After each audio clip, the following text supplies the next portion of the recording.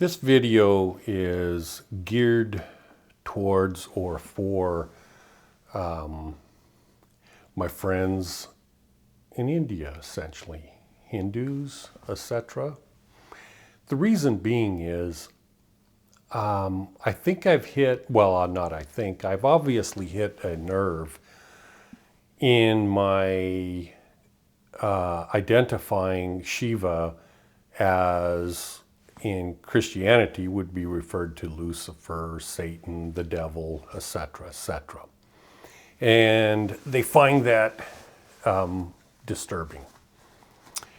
And so I wanted to clarify how and why it works. And it's almost it's hypocritical actually for the people from India or from the Hindu side of spirituality to condemn me for making this comparison when in fact I'm only doing what the god that they worship as Shiva is doing in essence, kind of. So let me clarify what I mean.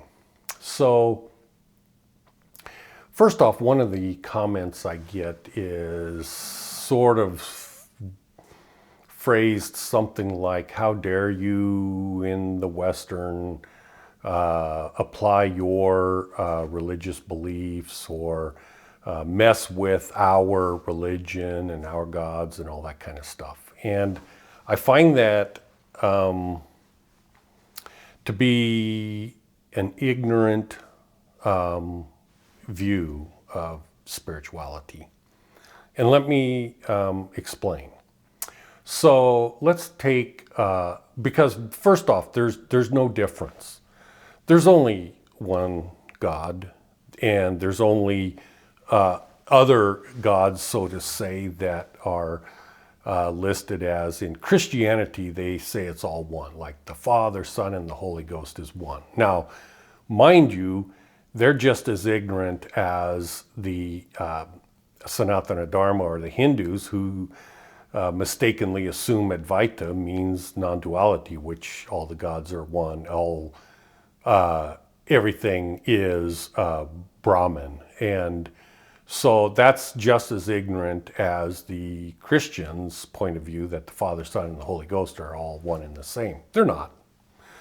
And neither is Brahma, Vishnu, and Shiva one and the same, that they are just avatars of Brahman. That's not true. That's ignorance.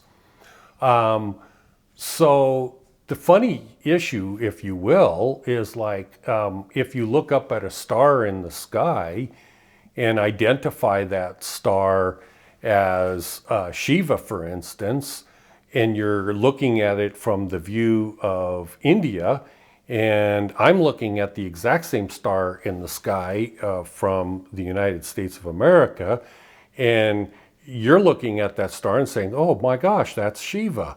And I'm looking at the same star and I'm saying, oh my gosh, it's the devil. Well, it's the same star. Now, the funny thing about it is people that attack me in essence and saying, well, you can't pollute our religion and everything and our gods and everything. I mean, come on, how silly does that sound? You don't own that star, and you've actually never touched the star. You've never been a part of the star. It isn't your star. You don't own the star. Nobody owns God. Nobody owns Shiva. Nobody owns Brahman. Nobody owns Vishnu. Nobody owns Jesus. Nobody owns God the Father, the Holy Ghost. Nobody owns these things. You don't own them. They're not yours. They're not yours to say, hey, quit polluting our religion.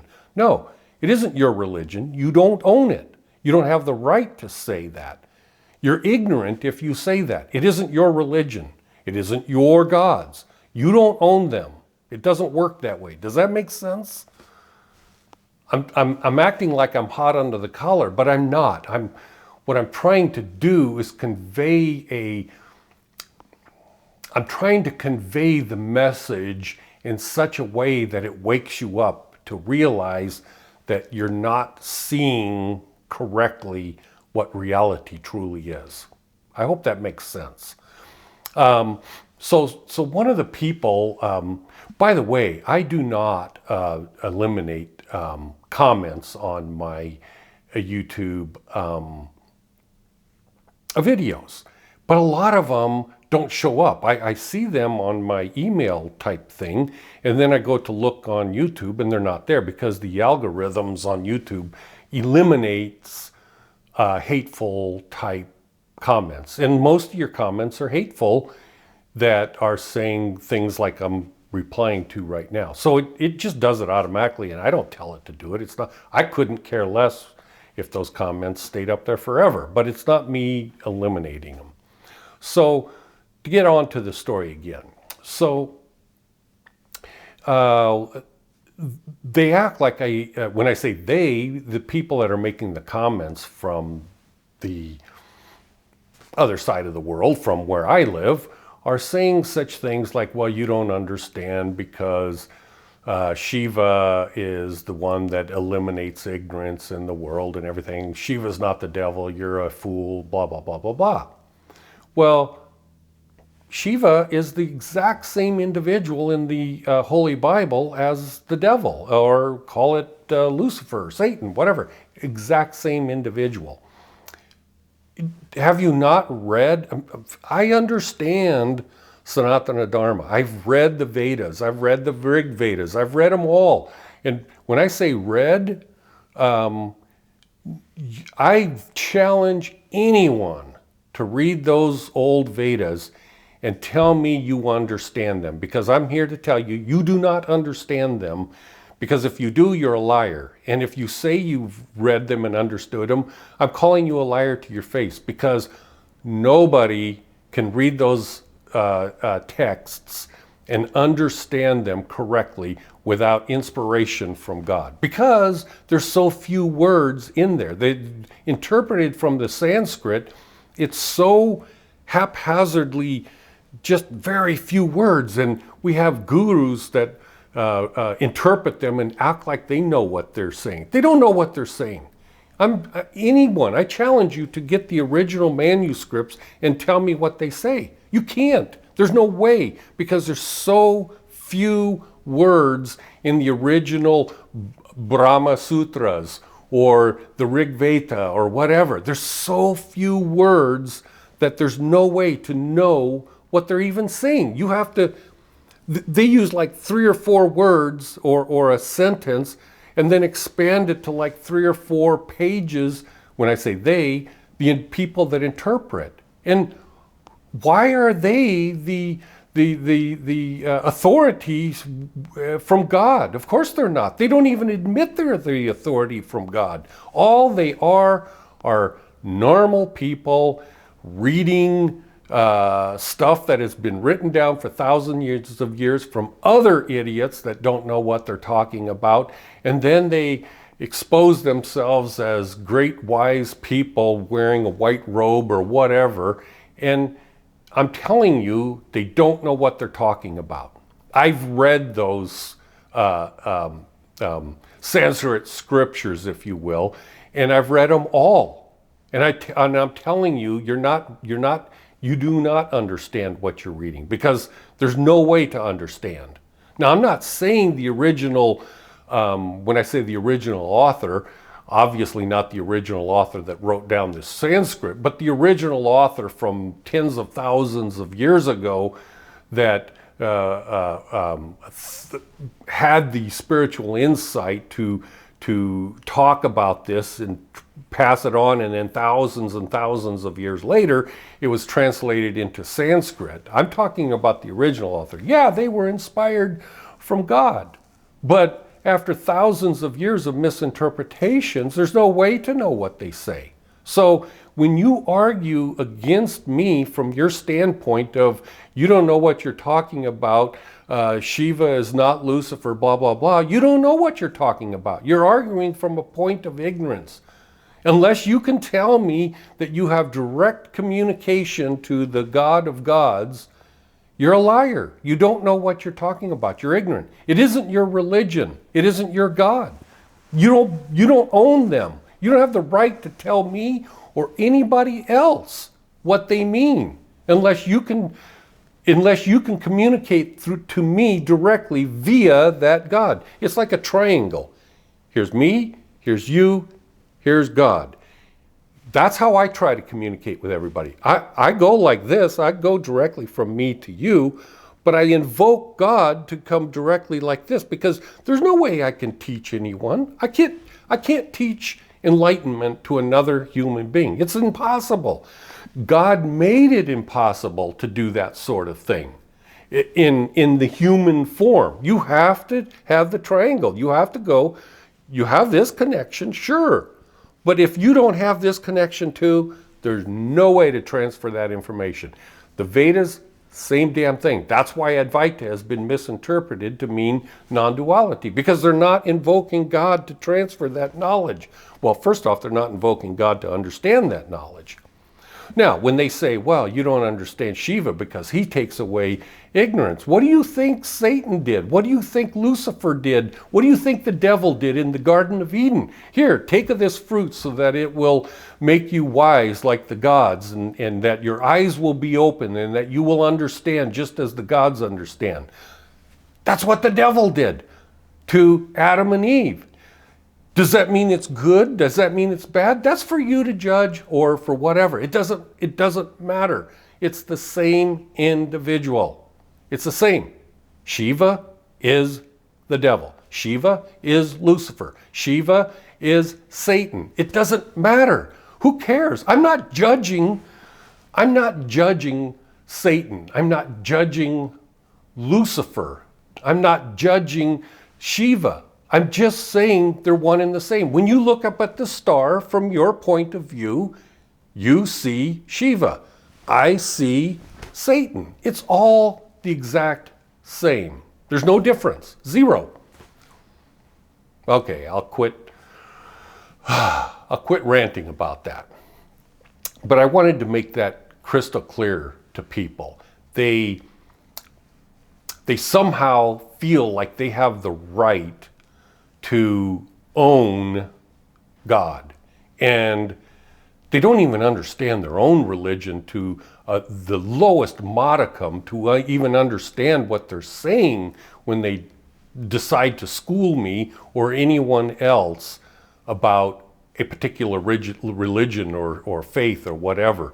It doesn't belong to a particular country or race of human beings. First off, you don't even understand the concept of spirituality to even think that you're a human being and you have the right to ownership of something. I mean, my God, have you not even cracked the cover of the books that you profess to understand? I mean, it's ridiculous to think that you own something. You're a human being. A human being is a figment of the imagination of God. You don't even exist. Now, you do exist in the form of a Atman or essence, or call it what you will, but you do exist in that form. But that's no different than looking at a car driving down the street and saying, oh, look, that's Billy. No, that's not Billy. Maybe Billy's behind the wheel of the car, but the car isn't Billy. That's the same thing. There's no such thing as a human being that is an essence. A human being is a figment of the imagination of God. The Father, Son, and Holy Ghost in Christianity is not one, just like Advaita is not one. That is a polluted, corrupt teaching from the God of this world to screw with the minds and brains of human beings all over the planet so that they don't understand what the truth is. Yeah, the forbidden fruit that was to open the mind, sure it did. Sure it opened their minds. But the whole, I won't even get into that right now, but the whole concept of what Lucifer did by offering the forbidden fruit was because it was forbidden. There's nothing wrong with the fruit. There's nothing wrong with the concept of opening your eyes and becoming intelligent. But if the God of gods were to say, for instance, hey, don't do this, it's a test, it's a trial. That doesn't mean the God is not going to open your eyes. That doesn't mean if you get down on your knees and pray to God in humility and through love, and you want to understand what the truth is, that's how you get it. Now, when you don't do it that way, for instance, you listen to gurus that do not invoke God to make that complete triangle, and they just crack the books and they go, well, according to the Vedas and according to the Holy Bible and according to the Rig Veda and according to the Sanskrit writings, well, that's the same thing as the sinful act of providing the forbidden fruit to open your eyes. You're not invoking God as a team member in transferring that information. I am. I'm telling you anything and everything I ever tell you.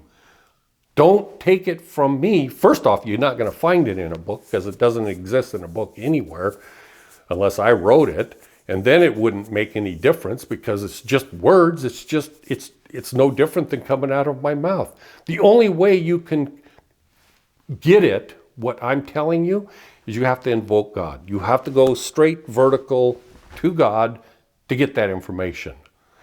And if you're too proud and you are going to say, well, hell with that, I don't need that. Well, then see, that's the attitude that people have that think they own religions and Shiva and all that kind of stuff. Anyways, sorry for my rant. It just struck me as ridiculous that people think they have the right to tell somebody else what they can say and think and whatever. That's ignoramus. And it should stop because you're only harming yourself when you do that sort of thing. Anyways, thank you for listening.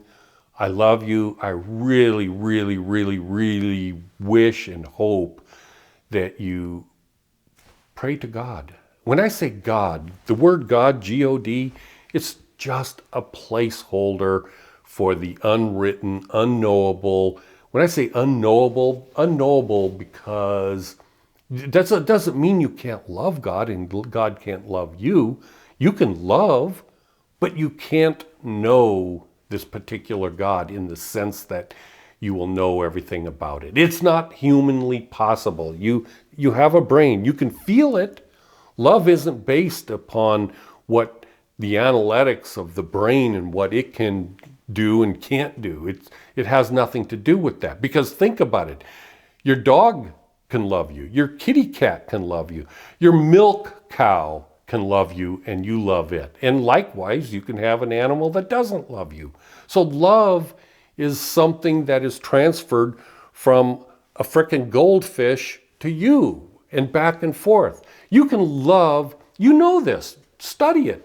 You can love a tree, and a tree can love you back. And it's measurable in the fact that you can see how one tree might blossom more so than another tree that is treated horribly.